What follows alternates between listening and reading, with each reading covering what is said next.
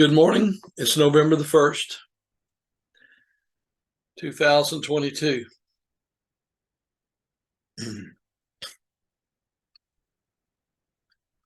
I want to talk about several things this morning. One of them, I posted a short, a YouTube short, just testing how that is accomplished.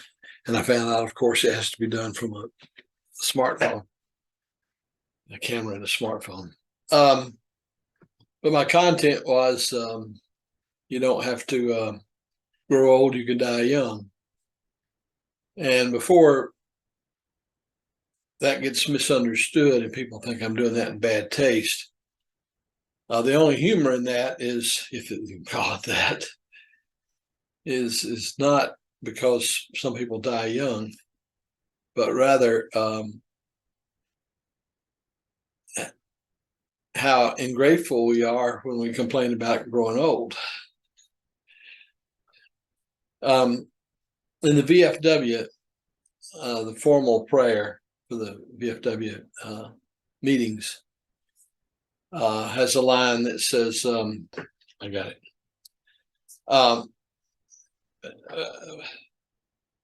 We pray for our fallen comrades who will never grow old. And to me, that line of the prayer was always so sad. I only knew one person, who was in my unit who was killed. So in that regard, I was lucky. A lot of people who ended up in Vietnam and heavy combat or in the Middle East in heavy combat can't be so lucky. It's not that I didn't see violence and some of it extreme, but I never was shot at. Let's put it that way. Okay, moving right along. I had a comment. Your comments are very welcome, by the way. I love them because, I take for granted that everybody knows and has experiences like mine, and that's obviously not true. So I take for granted what you may or may not know about selling covered options or just life in general. But I had a comment overnight that where I was asked, did I, as the market news came out, and there's always news. You got to remember the news. People have to have news. If they don't have news, they're out of business. So, but do I adjust my strike prices and ask based on the news? And the answer to that is no, never. The only thing I try to do is cover my spread. So on Monday morning, well, actually, it starts on Saturday because that's when I place my orders. I look at the last bid price on each of the strike levels, and knowing what I have already received from a put, on a call, I've got to try to have a put, a premium high enough to cover the combines with the put premium to exceed the spread. And the spread is the difference between my cost basis of the stock when it was put on me, that is the strike price I chose, and the replacement cost. Okay. Not necessarily the current market price of the stock, but the replacement price. So I have to detach myself from all the chatter in the market. But it is a reason why I don't go after a lot of the popular stocks, like I don't know, some of the tech stocks. I wouldn't write options on those on a dare. Remember the option seller's prayer: please, not too far, not too fast. And when you've got a stock that could jump $5-10 in a day, I don't touch that. I can't make money on that. I might as well flip a coin. I go to the casino and bet it all on red or black. Anyway, so what I'm doing works. It's not glamorous. And I do have to stay focused on this thing about receiving enough combined premium income to cover my spreads. Now, one thing that's also important, although it's occurring in the current market less often, as Michael Sincere in his book, links below, pointed out that 30% of all the stock options contracts that are written are never exercised. And over the years, I found that to be pretty much dead on. Now, when you have options that you've written and are not exercised, the premium you receive on that is 100% profit, 100% free cash flow. So that can cover up some poorer times. Now, is it possible you can have a negative cash flow? Absolutely. And I've had that happen a lot. But remember, the premiums received mitigate those kinds of losses so that your loss is not that great. So even when you fail, you don't fail so much. And those particular transactions work great for tax purposes. Anyway, the thing to think about is the spread, covering the spread. Now, I've got a hobby. It's on one of my playlists of welding. And I've got to get out there and do some of that. I've got a piece of metal art that I'm working on. It's called Junkyard Dog. I started that just right away after getting back into welding after a 50-year gap in my welding experience. And but I want to finish that up. I've done some structural stuff that I needed to do, made some things for some people, and had to totally restructure my shop. I live in a 55 plus community, and they have very strict rules about what can be seen from the street.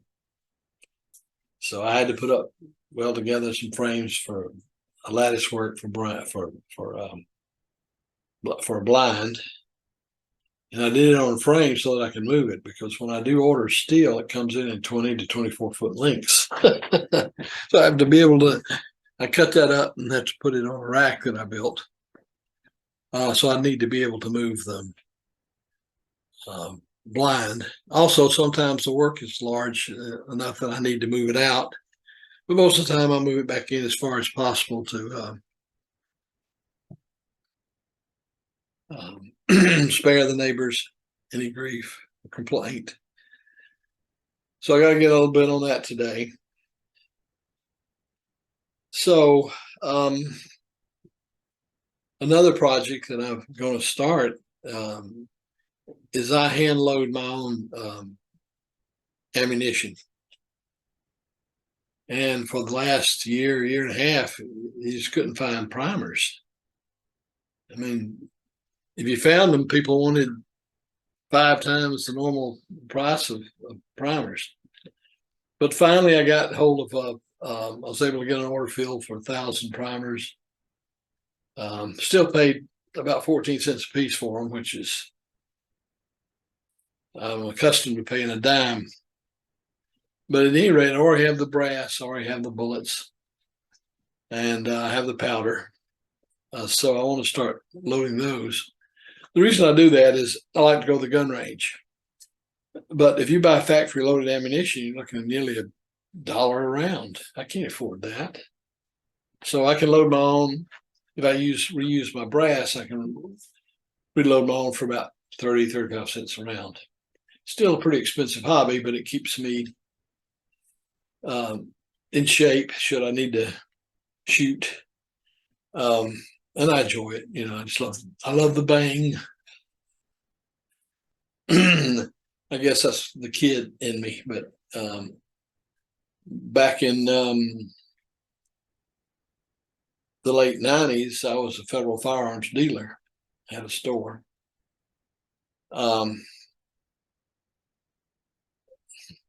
Lost my rear end in that. And that's a whole other story. And one you might find amusing. Excuse me. But anyway, I don't want to get too far off topic here. And I've said my say on the, it's all about the spread. And so finding a very stable stock.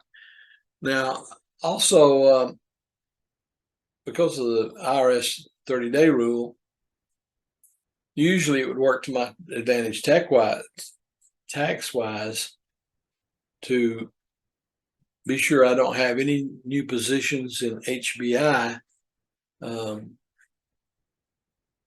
that breaks that rule. In other words, I would need to get rid of HBI, be sure I don't have any on the last trading day of November. Now, what do I do during December? Well, I switch to another stock. Now, a stock that has done well for me over time has been American Eagle Outfitters. The price of it ran up so high, it was just scary. And they are a mall-based retailer. They're probably one of the best ones, but still there's mall-based where their expenses are incredibly high.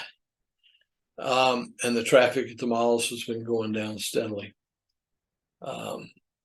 Their management has been good and I guess quick in that they can foresee the teenage fashions and have the right place, have the right stuff at the right time. I don't know how well they're doing now. The headwinds really against them. But the last time I looked at the stock was down considerably. So it might be worthwhile to do to write contracts on AEO stock during the month of December. I'll just have to cross that bridge when I come to it. I don't have much taxable income. My pension is not taxable. It's no state tax in the state of Florida, a state income tax.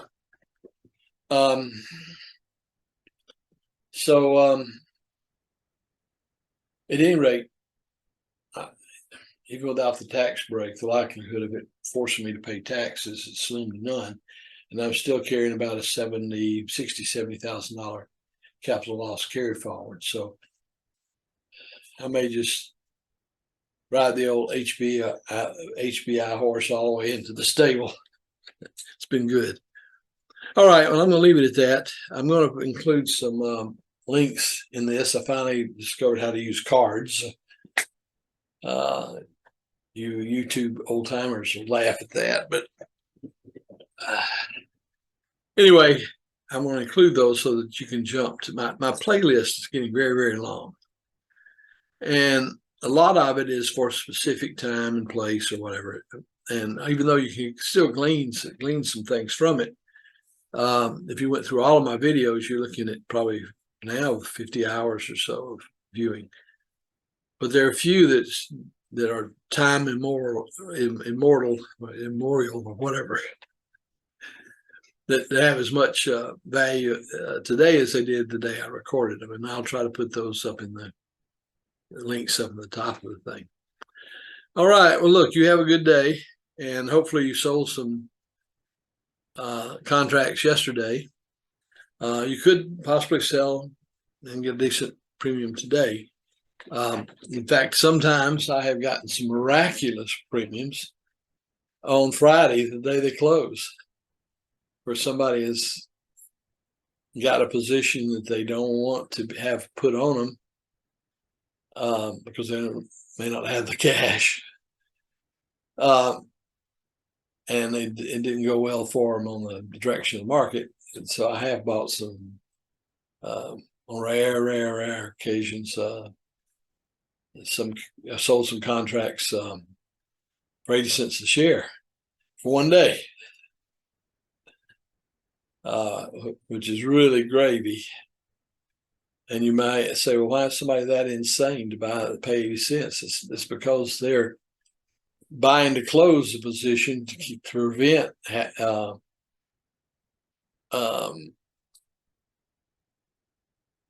it put on them. Or, in other words, they want to get out from under that. And that's how bad they want to get out from under that option they have.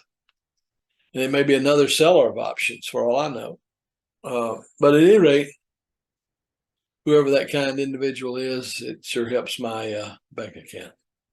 All right. Have a good day. Talk to you later.